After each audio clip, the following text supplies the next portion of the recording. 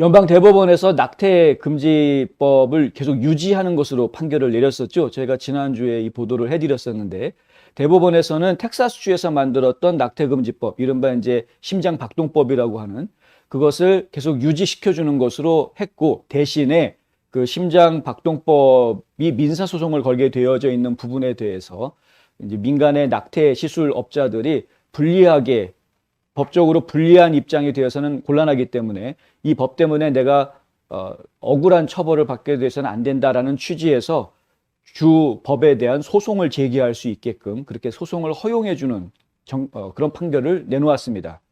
그런데 이 판결이 나오고 난 다음에 주말 사이에 캘리포니아하고 엘라바마, 뭐 다른 곳에서도 여러 이야기들이 있었겠습니다만은 캘리포니아하고 엘라바마 주는 저희가 굉장히 극과 극의 반응을 보여서 이 두 주를 좀 모델로 소개를 좀 해드리려고 합니다.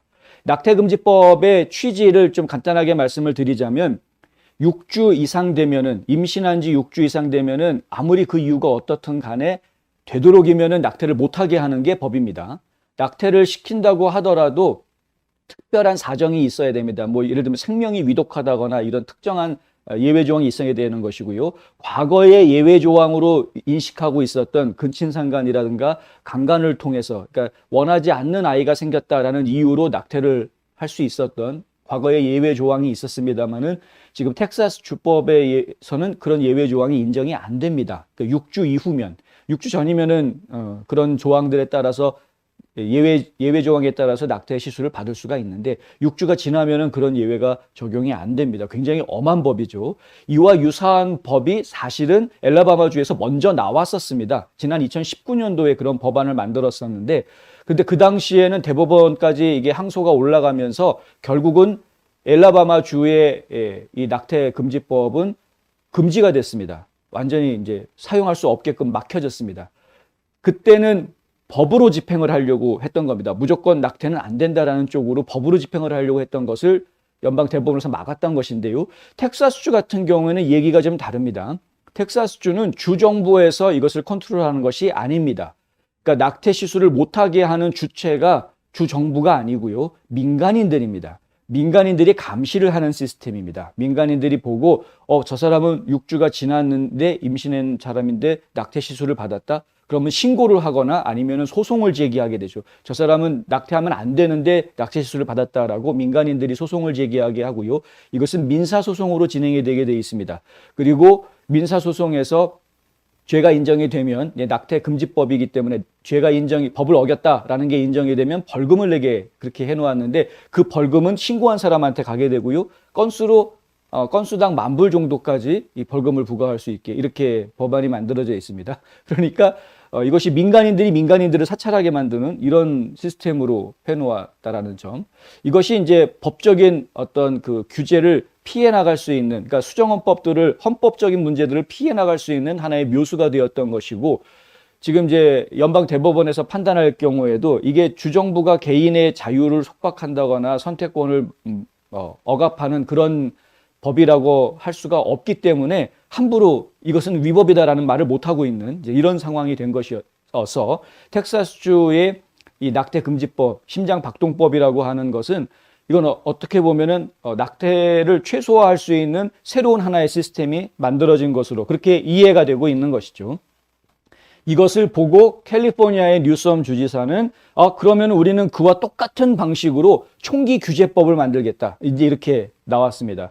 총기 금지법을 만드는데 똑같은 방식으로 하겠다. 무조건 총기를 금지하는 법을 정부가 총기를 금지하겠다. 이렇게 나가면 그거는 수정헌법 제2조에도 맞지 않고 수정헌법 1조에도 맞지 않는 것이기 때문에 이게 연방 대법원에서는 그 법은 집행해서는 안 된다라고 폐지 처분하겠죠. 그러니까 그렇게 하지 않고 지금 텍사스주의 낙태금지법처럼 캘리포니아주에서는 민간인이 민간인을 감시해서 불법 무기를 매매하거나 사거나 뭐 이런 식으로 불법으로 무기를 가지고 있는 사람들에 대해서는 민간인들이 보고하게 만들겠다. 불법으로 무기를 만드는 사제 무기 만드는 사람들 전부 다 민간인들이 서로 보고하고 신고하게 만들겠다. 그렇게 해서 강력하게 처벌하고 금지시키도록 하겠다. 캘리포니아주에서는 지금 이제 이 공격용 무기를 만드는 것 자체 그리고 판매하는 것도 금지하도록 하겠다. 예. 아예 총 없는 줄을 만들겠다라는 식으로 지금 나오고 있는데 미국에서는 사실 불가능한 얘기긴 합니다만은 어쨌든 그렇게 지금 낙태금지법의 방식을 그대로 도용을 해서 총기금지법을 만들겠다 이렇게 지금 나오고 있는 것이고요. 엘라바마주에서는 지난 2019년에 이미 심장박동법이라는 것을 만들었다가 그것이 좌절했었는데 이번에 텍사스주에서 새로운 방법으로 이것이 연방대법원에서 살아남는 것을 보고 엘라바마주도 그럼 텍사스주하고 똑같이 그렇게 똑같은 방식으로 좀 법을 만들어야 되겠다 해서 엘라바마주 하원에서 다시 심장박동법이라는 것을 지금 하원 의원들이 발의를 해 놓은 상태라고 합니다. 내년도 그러니까 이제 1월 저희가 보니까 1월 11일부터 알라바마 주 의회가 다시 소집이 되는데 회기가 시작이 되는데요. 그때 회기가 시작이 되면 이 법안을 추진하겠다. 지금 이렇게 예고가 나와 있는 상황입니다.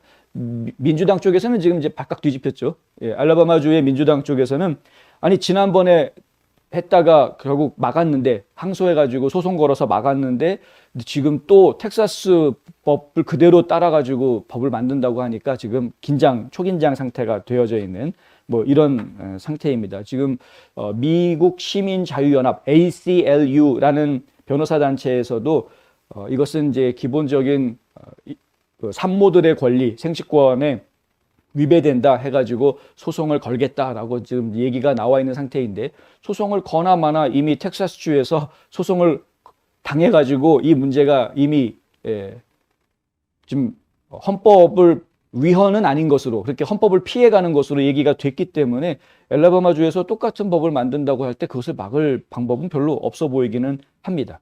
어찌됐든 간에 어떤 한 주가 법을 만들어서 그것이 연방 대법원까지 가가지고 공격을 다 이겨내고 살아남게 되면 그러면은 어떤 뜻을 같이 하는 다른 주들도 이게 이제 옆으로 퍼지게 되는 그런 법들이 이제 여러 곳으로 나뉘어지게 되는 그런 것을 제가 볼 수 있는 것이고요. 이런 일들은 미국에서 이제 흔히 있게 되는 일이고 그런데 이제 이번에 저희 새롭게 보는 것은 낙태금지법의 방식을 그대로 도용해서 총기금지법을 만들겠다라고 하는 뉴섬의 아주 창의적인 아이디어. 이거는 저희가 좀 새로운 모습이기는 한데 하여간 어떻게 해서든 자기네들 주장에 맞춰서 이것을 하려고 하는 자기네 뜻을 관철시키려고 하는 정치인들의 모습. 이것도 저희가 뭐 당연한 거죠. 그들 입장에서는 당연히 그렇게 하려고 하겠죠. 근데 미국이라는 나라는 기본적으로 수정헌법 제2조라는 것이 굉장히 중요하게 지켜져야 되는 나라라는 것도 여러분들이 좀 꼭 기억해 주셨으면 좋겠다는 겁니다. 자기를 보호할 수 있는 권리,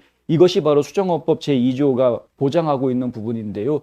내가 내 자신을 보호할 수 있는 권리는 결국에는 내 자유권하고 연결됩니다. 그러니까 수정헌법 1조로 연결됩니다. 수정헌법 2조가 짓밟히게 되면 그것은 곧 내 자유권도 짓밟히게 되는 그런 것이기 때문에 결국에는 자유민주주의 국가에서 가장 중요한 부분을 건드리는 것과 마찬가지가 된다. 보통 이제 수정헌법 제2조를 지지한다, 총기 소지를 지지한다 이렇게 이해하시는 분들이 많으시다 보니까 수정헌법 제2조를 지지한다라는 것은 총기 소유를 지지한다라고 이해하시면은 오해의 소지가 발생하기 때문에 제가 분명하게 말씀드리지만 나 자신을 보호할 수 있는 권한을 보호해 주는 것이다. 내 자신을 보호하는 권한. 이것이 수정헌법 제2조가 하는 이야기다라는 것. 이걸 저희가 분명하게 이해를 해야 되겠습니다. 그건 총기를 소지하고 안 하고는 또 별개의 문제다라는 것. 예. 어쨌든 참 낙태 문제하고요. 총기 소지 문제 이것은 정말 그 보수와 진보를 갈라놓는 상당히 중요한 기준 잣대들 중에 하나들이기 때문에 제가 계속해서 관심 가지고 지켜봐야 되겠다라는 말씀 드립니다.